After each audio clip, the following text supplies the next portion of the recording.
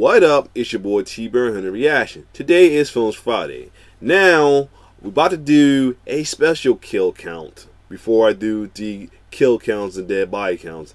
This is going to be, not one, not two, but three. How many videos we want to have? 4 videos. And this is involving the hit show Power. Since the new spin-off Power Book 2, I think it's called something like that, with Tariq, is coming out this weekend. So, first thing we want to see is the top 10 craziest Tommy Egan kills. God, though, Egan, he been. Let me make sure. Let me see if I can rearrange this a little bit better than that. Yeah. We're gonna do Tommy Egan's top kills first. So without further ado, let's get it together. This is from, by the way, Rudy P Magic. Do a lot of little videos involving Power. So let's get it. Tommy Egan is arguably Power's greatest executioner. Though Kanan and Rose have both held their own in the disposal department, Tommy's instances are the most profound, altering events that seismically shift the narrative towards chaos more often than not. His is crazy. Rampages are drenched in emotion, and that's not something you can say for every character with an itchy trigger finger. In today's video, we'll be ranking Tommy's craziest kills throughout the series. And just in case you're not caught up through season 6, a spoiler alert is now in effect. Let's get started. Coming in at number 10, Maria Suarez is in many ways an origin point for our Power epic. She's Tommy's first victim and Ghost's first attempt at mercifulness, a dichotomy depicted in tandem with his subsequent shooting of her fiancé Miguel. Suarez is released from Tommy's clutches by Ghost, but returns seasons later upon an emotional triggering from hearing Ghost's voice in the media. Suspecting she's found her fiancé's killers, she agrees to turn federal witness. Ghost, still struggling with the streets and salvation, offers to buy Maria's silence, granting her an opportunity to start a new life elsewhere. However, she's deceived by federal agent Cooper Sacks to stick around after he provides her with false assurances of corroborating testimony from the lawyer of Miguel's killers. This falsehood results in Tommy not only killing Maria, but Proctor as well, all within 7 minutes of each other, cementing Tommy's status as the greatest killer on this show. Number 9. Nomar Arciello. Nomar was a federal informant for Angela Valdez and low-level member of the Soldado Nation. Because I ain't seen much of first season, so this probably gonna be still. His daughter, Isabel Ruiz, whom he was involved in an inappropriate relationship with. When Ruiz discovered this betrayal, he enlisted Tommy. His first Ruiz, information on his group through his boss's daughter, Isabel Ruiz, whom he was involved in an inappropriate relationship with. When Ruiz discovered this betrayal, he enlisted Tommy to quote-unquote cancel Christmas on his former soldier, pledging his eternal brotherhood in exchange, which was ironic considering how their story arcs played out. Tommy successfully hunted Nomar, stabbing him to death with glee, especially with his sick obsessions not exposed. This kill held additional weight because it was simultaneously the moment where Angela's federal employment was unveiled to him, a revelation that even Ghost at the time didn't know. Number 8. Pancho. The heir apparent to the Soldado Nation. That was random. That was out of nowhere. In season 6, Pancho got into a heated argument with Tommy following his Connect's difficulty with timely product shipments. During the exchange, Tommy callously shot Pancho in the head and upgraded his second-in-command to nation leader. This kill was pretty understandable given the context of Pancho's prior betrayals and current discontent. Allowing Pancho to live following that final bout would have meant the end of Tommy's position as Connect and Street King. And in the words of another famed kingpin, the sacrifices must be made. Number 7. Sam Weaver. Sam Weaver was the uncle of Tommy's slain lover, Holly Weaver. He was also exposed as a serial pedophile who repeatedly assaulted his niece during her tumultuous upbringing. I'm trying to remember this one. From a Chicago business trip, an excursion that almost cost him his life, Tommy decided to stop in Cleveland for reasons I'm trying to remember when this was this. Unaware. I'm trying to remember when they did this. He played the customer role to real estate agent Sam Weaver. I think I remember this. Traffic way he did, but Sam lied about the ordeal, but relented eventually, claiming remorselessly, in fact, that Holly invited her own perpetual abuse, feeling reinvigorated after having his life spared and still beholden to Holly. He beat her by taking the life of her former tormentor. This is arguably Tommy's most graphic kill. I remember this. In Sam's head until achieving the formerly unattainable redemption he sought. Number 6. Bailey Martin. He got him on some horror movie shit out of nowhere.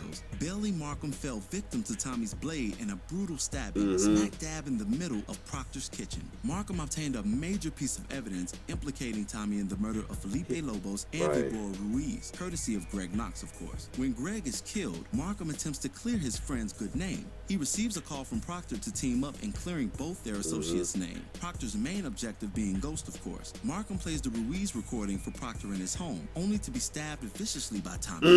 On some horror movie shit. Wrongly assessing that the two were conspiring to hand him over to the feds. Proctor immediately spearheads the disposal of Markham's body and convinces Tommy to let him keep the damning evidence, which he locks away in a safe deposit box and later claims he destroys. Number 5. Vibora Ruiz. Carlos Vibora Ruiz was a former Primera in Ghost's drug operation. He was the only street associate Ghost truly respected and was spared of Ghost's murderous rampage to exit the drug life in the season 2 finale. As opposed to death, Ghost sent him and his daughter away to prevent meeting the fate of his other co-conspirators. Greg Knox, the vengeful ex-lover of Angela and enemy of Ghost, convinced Vibora to return to town in hopes of finally locking away our favorite anti-hero. When this plot failed due to Angela's interference, Ghost attempted to use Ruiz to get Milan locked away, freeing him from the clutches of his deadliest foe. He revealed this plan to Tasha, hoping to ease her nerves in regards to Milan's threats against the St. Patrick family. However, Tasha frantically told Tommy of Ghost's undercover plot, forcing Tommy to kill his former business associate. This kill further caused tension between the brothers, as Ghost at this point would stop at nothing to escape the drug game, even if it could potentially jeopardize his best friend's life. Number 4. Joe. Tommy's murder of the family lawyer and consigliere is also one of the most unfortunate, given the legal maverick's loyalty to both his clients throughout their tenure. Nevertheless, Tommy is given false information inadvertently through he's live. the This FBI agent and this nigga's still alive. to Ghost and our remaining players. While hiding out in the closet of Maria Suarez, a federal witness who Proctor just revealed to him, Sachs falsely identifies Proctor as a cooperating informant. When this is disclosed, Tommy jumps to conclusions and orders Tariq to leave the back door open upon finding out Proctor's current asylum at Ghost's penthouse. Tommy later invades Ghost's abode, guns blazing. Proctor offers one final plea and directions to his little girl before being shot to death in Tommy's raid. While Tommy's fate is currently uncertain, whatever befalls him will be traced back to this moment in this Power fan's opinion. Number 3, Tony Teresi. Tony Teresi was Tommy's incarcerated father, introduced to audiences in season 4. After assisting Ghost in covering up a murder, Tony blackmails him into bridging the gap with Tommy for then reasons unknown. Upon release, Tony befriends Tommy, only to be later revealed as an informant against him and Ghost. Although his intentions are initially malicious, Tony grew fond of Tommy after getting to know him. He even refuses to give Tommy to the feds, opting instead to offer up only Ghost. When Ghost realized this, he provided evidence to Vincent, a leader in the Italian mafia in which Tony was associated. Vincent makes Tommy aware of his father's indiscretions, causing Tommy to murder his father as a result. Tommy later uncovers that his father was in fact not betraying him to the feds, but Ghost only. This revelation devastates Tommy, and erodes what little trust remained in his oldest comrade. Number 2, Angela Valdez. The world stood still during the season 5 finale when Angela was shot in the chest by Tommy. Having been tricked into killing the only family he's and no one gonna be Spanky. Tommy finally reached a breaking point with his lifelong Holly. Ghost. Yo, it's not gonna be Holly. Treachery, Tommy sought him out, only to find him confronting Angela about her potential witness status against him. Aiming from a dark stairwell above the two tragic lovers, Tommy attempts to murder his former friend, only to hit the target he suggested for killing all alone. With a devilish smile that only he could conjure, Tommy gleefully fled the scene. One series-long arc ended and an entirely new sequence beginning, placing the brothers at odds like never before. Number 1. Holly, Perhaps he choked her out. To Tariq St. Patrick as Power's most hated character. Holly Weaver was Tommy's first love interest. It wasn't like that, but most was like just not like her. When Lobos threatens Tommy's life at the end of season 2, Tommy struggles with his supplier's demand to kill his best friend Ghost. In a moment of weakness, Tommy shares his boss's mandate with Holly, who then takes it upon herself to ensure the deed is carried out without Tommy's knowledge. Upon discovering her deceptive maneuver, Tommy gets into a verbal and physical altercation with Holly, resulting in not only her death, but the death of his unborn child, unbeknownst to him, of course. This is not only Tommy's craziest kill, but arguably the most important death in the show's duration. Thank you for watching today's video. Of all the people that Tommy has killed, which one do you find to be the craziest? Be sure to drop those thoughts and opinions in the comments below. We're going to be coming at you with Power videos all season long, even in between the break period, before they come back with the 5 additional episodes. So any ideas that you have or anything that you might want to see us rank and talk about, be sure to leave that in the comments as well. Lastly, if you like like today's video, please be sure to give us a thumbs up, share it with your friends who are Power fans, and subscribe for more content such as this. Thank you all again for watching, and have a blessed one until the next one. Peace. Surprised Spanky didn't make it in there. But anyway, that's that though. So I got Tom. I had about to start anyway, but just in time. But anyway, before I ad start. Yeah, Tommy has some crazy kills though. Let's see how long this, because I'm thinking, I just want to just do all the one I want to do, or just do these two and do another one next week. I might just do that. You know what? Oh, it's not that long. All right, cool. I can do this one. So next one I'm gonna do is top 10 from the creator of the show, 50 Cent, aka Kanan, on the show. So this is Kanan best power moments. This is top 10 kills from Kanan. You know, Kanan has some crazy kills well too. So anyway, let's get it. And to him being hated or liked in a way, but mostly hated. Let's get it. Tommy is arguably Power's greatest killer. Kanan is most definitely the coldest. Treating murder as another day at the office was perhaps his greatest gift as a character. And in memoriam of our fallen favorite, as well as a thank you for the growth of this channel thus far, I present to you the top 10 Kanan kills. Coming in at number 10. Oh yeah, Brock. Because Kanan didn't pull the trigger directly. Brock was a member of Dre's crew who was mutilated by Kanan after jeopardizing his connection to Tommy's drug empire via petty insults. Charging him with having a loose tongue, Kanan cuts it out, straps it to Brock's hands, and subsequently orders Dre to kill him following the lesson in holding it. Number 9. Chabo. Chabo was a mechanic who Kanan ordered to find Pink Sneakers, a hired hitter who failed to kill Ghost. After Kanan gives Chabo time to find her, he kills him to cover his tracks as the true antagonist behind the sabotage of Ghost's drug. Number 8. Dirt. Dirt was the young criminal associate of Jukebox, Kanan's cousin and crooked cop. Kanan gets into a minor dispute with Dirt during his recovery period at the top of season 3, and later shoots him in the head during the standout jury heist scene for being weak. Number 7. The elderly woman. In season 3, Kanan returns to New York following his recovery period. I remember that. After assisting an elderly woman with I remember that. Like, I was like, why he killed a lady? Kanan smothers her with a pillow, which ironically read, Jesus saves. Following the strange death, he explores the apartment further and uncovers a bullet hole, presumed to be from the gunshot Ghost killed his former street boss Breeze with in the events prior to the show. Number 6. Cristobal's hitters. Kanan's seamless dismantling of Cristobal's two self-proclaimed best guys is one of his most shining displays as a character. With mounting ambition, Dre takes over Tommy's drug business, aligns himself with the Jimenez cartel, and disposes of remaining threats. One of those threats was Kanan, who introduced the assassins to his own brand of deadliness. Dre's scheme did have one positive outcome, though. It forced Kanan to join forces with his former comrades against a common enemy. Number 5, the NYPD. For his last act of murderous defiance, Kanan took out a mini NYPD unit in the penultimate period of season 5. Kanan was framed in the murder of Raymond Jones by Tasha, who used Tariq to plant her murder weapon in his car. After declaring boldly, "I'm not going back to jail," Kanan goes to war with the small squad unit, taking out many but dying as a result, giving the term "going out like a G" a fresh exhibit A. Number 4, Q-Dub. Q-Dub was the leader of the RSK. Boom! Killed his own former self. Tragic demise at the hand of his mentor. Ghost enlisted Tommy to recruit Q-Dubs and his organization back into their drug business fold. When Q refused, Kanan further instigated the brewing conflict by flagrantly disrespecting, then killing him and his remaining crew members, gaining Tommy's trust in the process and taking over the RSK territory for himself. Number 3, Diego Jimenez. Diego Jimenez was one half of the psychopathic Jimenez cartel. He is savagely executed by Kanan on Ghost orders in the latter portion of season 5, not just by gunshot wound, but by beheading as well. His head was disposed of at Dre's hotel in a plot to frame him by Ghost, a plot slightly altered by Tasha and Angie's plan for Tasha's murder weapon. Diego's decapitated head, found in one of Dre's hotel freezers, was the death knell between he and Karen Bassett's business dealings. Number 2, Jukebox. Jukebox is one of the few antagonists that could give Kanan a run for his money in the Savage department. Jukebox kidnaps Tariq in hopes of continuing the ransom plan from the end of season 3. Her plan was not only to force Ghost to pay up for his son, but to kill them both upon Sean initially, but has a change of heart having bonded with the younger St. St. Patrick. He is subsequently forced to shoot and kill his beloved cousin in a rare moment of vulnerability for his character, saving Tariq, admitting his sins, and fleeing with the cash thereafter. Number 1, Sean Stark. Sean. The slaying of Sean Stark is one of Power's most devastating kills. Yeah, Next to only that I'm of like, Kanan, he pissed me off doing that. He did that. Sean was the son of Kanan, left behind after being framed by Ghost in events prior to the series. We see the lighthearted Sean working for and looking up to his Uncle G, with the latter keeping him away from the dangers of the street. Once Kanan is released, he attempts to coax Sean into the gangster life to no avail. Having essentially been raised by Ghost in Kanan's absence, Kanan shoots his own son in the head following a heated dispute in the penultimate episode of season 2. The coldness he displays following such a despicable feat makes this kill not only his greatest, but arguably the greatest in the show's history. Thank you for watching today's video.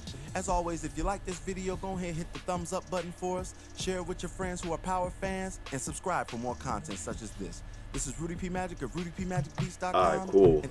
Alright, so let me see something real quick before I feel like doing the other ones, because like I said, I wasn't sure because I didn't know how long the other one was, but hold up. Thank you so much for watching. Alright, but yeah, Kanan had some crazy kills too. So let's see, next one is, yeah, this is gonna be longer as my other kill count. So yeah, this is top 5 Dre kill counts, and you know we don't care about Dre, but Dre is a savage. So let's get it. Look, the viciousness of a rat. A snitch viewed as the lowest of the low. So probably only what's looking the out for his name? best interests in spite of anyone Especially else. if he killed, Though this is indeed the case, Grimace. a dead clock is right twice a day, and 2 things can be true at the same time. With that being said, Dre is one of Power's best killers, and arguably the most ruthless next to Kanan. In this video, we'll be ranking Dre's top 5 executions, and as always, a spoiler alert is now in effect. Side note, be sure to subscribe and hit the bell notification to automatically receive these videos. Now let's get started. Coming in at number 5, Brock. Though mutilated nearly to death by Kanan, it was Dre who pulled the trigger on his former running mate Brock following his disrespect towards Tommy. That disrespect was potentially detrimental to Kanan's plot to overthrow Tommy and Ghost's drug business and strong-armed the operation for himself. Kanan subsequently cut the cancer from the situation, slicing Brock's tongue out and forcing Dre to shoot him in cold blood as a sign of loyalty. Number 4, Black Grimace. Black Grimace was Tommy's loyal to the end soldier within his drug organization after Ghost's exit from the life. Fans of the show held an affinity for this character due to his meek nature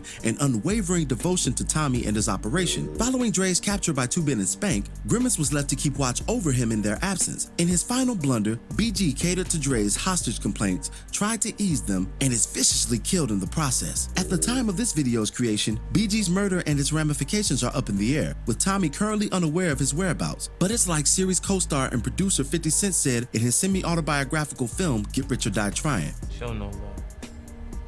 Love will get you killed. Number 3, Father Callahan. Oh, Father shit. Callahan was Tommy's spiritual advisor and drug co-conspirator, who next to his mother, Tasha, bench, and Ghost, was Tommy's closest friend. Callahan's operation revolved around serving the youth in his community while reciprocally receiving their assistance in running drugs through it. Callahan's loyalty to Tommy cost him his life when Dre's ambitions reached a fever pitch in season 5. After learning of Dre's involvement in Julio's death, Callahan met with him to disclose his desire to break away from such tactics. Dre, submitting fully to his ruthless whims at that point, stabbed Callahan repeatedly to death for the treachery. Beanie Siegel wasn't the only one who lived by the get down or lay down creed, supposedly. Number 2, Jerry Donovan. Oh, the yeah. death of Jerry Donovan hit different and further cemented Dre as one of Power's most ruthless and hated characters. The feds, led by Donovan, were assigned to protect Dre during his transition to the Federal Witness Protection Program. Unbeknownst to them, the Jimenez cartel were aware of their location and murderously struck during the move guns blazing. Nearly disposing of the small federal unit, Donovan came out victorious against the remaining threats. However, seeing yet one last opportunity to cover his tracks sans federal interference, Dre grabbed a loose weapon and murdered Donovan in cold blood. This kill especially stung due to Donovan's successful effort protecting Dre and his daughter. Next to Sax,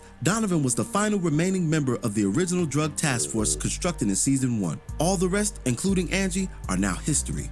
And number 1, Pink Sneakers. Pink Sneakers is Dre's first and arguably most savage kill. It took place during a time when his character arc was more mysterious, yet businesslike. Contract killer business like, to be precise. Kanan sent Dre on a mission to finally dispose of Pink Sneakers in Miami, who had become a major loose end after failing to execute Ghost in the season 1 finale. Ironically, Ghost simultaneously hunted her down, hoping to gather the truth behind her attacks on he and Tommy's drug empire, unsettled still by the roller angle. Ghost did indeed track down Pink, but she's brutally apprehended by Dre's blade before Ghost could squeeze the real truth from her. Dre certainly has kills on par with this, but the Pink Sneakers kill distinguished Dre as respectable, whereas the other murders fell into more egregious territory. Right. Thank you for watching today's video. As always, if you like today's video, go ahead and hit the thumbs up button for us, share it with your friends who are Power fans, and subscribe for more content such as this. This is Rudy P. Magic. Alright, so, and we will get to the final one. No, that's not really not a lot of wait. Now we're about to get to the final one of them all, which, let me see, after these messages, 2 hearts, not sure that all. Anyway, my record, the final, the Crime was only 5 minutes. Tommy's being the longest. Is the star of the show. It's actually, I'm not sure it's killed, but it might be killed as well too, but also savage moments. This is top 10 most savage ghost moments. Who also has, who no longer with us anymore for now. But let's get it. Patrick is a man who has traveled the fine line between civilian and savage, but after the events of season 6, episode 9, one thing is for certain: the savage has indefinitely returned. In this video, we break down Ghost's top 10 most savage moments throughout the series, and in case you aren't caught up through season 6, a spoiler alert is now in effect. Let's get started. Coming in at number 10, Ghost fires Cantos. In the season 3 premiere, Ghost is seemingly on top of the world, having successfully exited the drug game and reclaimed his clubs from Simon Stern. As a final piece of unfinished business, Ghost mercilessly dismisses Cantos, his former club business partner and second in command, following the disloyalty he displayed in season 2 when Ghost lost truth and all authority therein to Stern. What makes this moment so savage was that Cantos never saw it coming. Add a disrespectful removal from the premises and a hypocritical soliloquy in loyalty's name, and you have the makings of a great savage season starter. Number 9, Ghost ruins Councilman Tate. Ghost did say he Alright, so we always kill this guy's in the latter portion of season 6, moments. Ghost's ambitions have intensified tremendously. Already a successful nightlife figure, Ghost sets his sights on the political arena after working vigorously on Tate's governor campaign, simultaneously keeping the dream of the Queen's Child Project alive. When Tate stalls Ghost's memorial to his daughter, Ghost sets up Tate to take a massive L, miking up his former political ally to all but eradicate his pristine public image. Number 8, Ghost breaks up with Angela. The heart is a cold thing. In season 3, Ghost faced perhaps his greatest foe since Kanan in Milan, a Serbian drug lord who infiltrated Ghost's nightclub business under the false pretense of professional security. Once he revealed his true self to Ghost, he threatened to kill his family and his lover Angie if Ghost refused to slave for him in the drug game. As a result, Ghost is forced to break up with his first love, a scene as emotional as it was savage. Number 7, Ghost sends Tommy to prison. Ghost sending Tommy to prison sounds unfathomable, given the extent of their storied friendship, especially spoken aloud. But that's exactly what happened in the latter half of season 2, episodes 8 to 9 to be precise. Ghost and Tommy found themselves on opposite paths during season 2's penultimate period. Ghost desperately desired an exit from the life and wanted his childhood friend to join him to no avail. Upon accepting this reality and considering the fact that Angela wouldn't rest until she caught her drug culprits, Ghost sets up Lobos to be arrested, using his oldest friend as collateral damage temporarily in a macro scheme to rid himself of Lobos and his former underworld associates for good. Number 6, Ghost burns Angela in court. In season 2, Tommy is sprung from prison on a technicality due to prosecutorial malfeasance on behalf of Angela and her drug task force. Angela met with Isabel, daughter of Vibora Ruiz, in an effort to get information on Tommy off the record. Isabel helps Angie by providing the sketch of Nomar's killer. When Tommy gets arrested, Ghost uses this sketch to free Tommy, following Angie's refusal to help liberate his friend, sans turning witness against Lobos. Ghost achieves this by stealing the sketch from Angie's apartment with his savage ass. Number 5, Ghost takes his clubs back from Stern. In season 2, Simon Stern gains control over Ghost's club Truth following the assassination attempt by Pink Sneakers in the season 1 finale. Ghost exposes Simon's offshore bank accounts to his ex-wife-to-be Madeline, whom Simon is embroiled in a tumultuous divorce settlement with. As a gesture of good faith for the critical information, Madeline gives Ghost not only Truth, but Simon's other clubs as well. A clean sweep for the Ghost man all around. Number 4, Ghost kills Silver. Once mush, always mush. At least we know Ghost isn't the only fan of Sam Now you're Salter's gonna possessive kills. hit single. In all seriousness, though, Terry Silver signed his own death certificate when he began a secret affair with Ghost's wife Tasha. When Ghost became aware of the tryst, coupled with witnessing them in the act in an underground parking garage, he goes full savage and disposes of Silver by way of strangulation. Number 3, Ghost kills Officer Clyde. Oh, Clyde God. Williams, portrayed by the late great Charlie Murphy, served as an I'm early gonna watch antagonist of this Ghost because in season 4. He took pleasure fuck in making this Ghost dude. stay He in deserved hell it, following character-wise, the wrongful but arrest by Angela. oh, During a shit. routine workout, Williams taunts Ghost with disrespectful jabs at him and his family. Ghost loses all control and savagely murders Officer Williams, arguably the craziest kill visually that the series has ever produced. Number 2, Ghost stabs the drunk driver to death. In terms of pure, unadulterated savagery, the alley-side murder of season why you 5's did drunk that. driver, referenced in Ghost and Tasha's Greek Oh, counseling yeah. room, is easily one of his finest displays as a death artist. Ghost committed this savage outburst during the initial recovery period of Raina's death. As a person whose career in crime demanded Oh, yeah, more the logic person- than emotion, this is Ghost had going an through the- extremely difficult oh, time coming to yeah. terms with the various feelings his daughter's death ushered in. Most notably, guilt. That shame was the underlying inspiration for his Queen's Child Project Crusade, and psychologically challenged Ghost like never before, something I explored in depth in a previous video. Number 1, Ghost cleans Killing house. his In house, the yup. finale of season 2, Ghost is as determined as ever to leave the street life behind and start anew with his legit business ventures and lifelong love, Angela. In order to complete his transformation into legitimacy, Ghost decides to rid himself of all former underworld alliances. This Yup. included his Primaris, incarcerated kingpin Felipe Lobos, Kanan, well, almost anyway, and unfortunately his childhood friend Tommy. This is not only Ghost's most savage moment, but arguably the most savage series of deaths in the show's duration. Thank you for watching today's video. As always, if you like today's video, go ahead, give us a thumbs up, share it with your friends who are Power Sorry. fans, and subscribe for more content such as this. This is Rudy P. Magic of RudyPMagicBeast.com, and thank you so much for watching today. Have a blessed one until the next one. Peace. So, anyway, that's all for the Power top 10 moments. And this is so right. Other than that, if you like my reaction, like, share, subscribe to the channel. Can't wait to see how this Power Book 2, The Ghost, is going to be. Anyway, it's your boy T-Bear signing off. One love.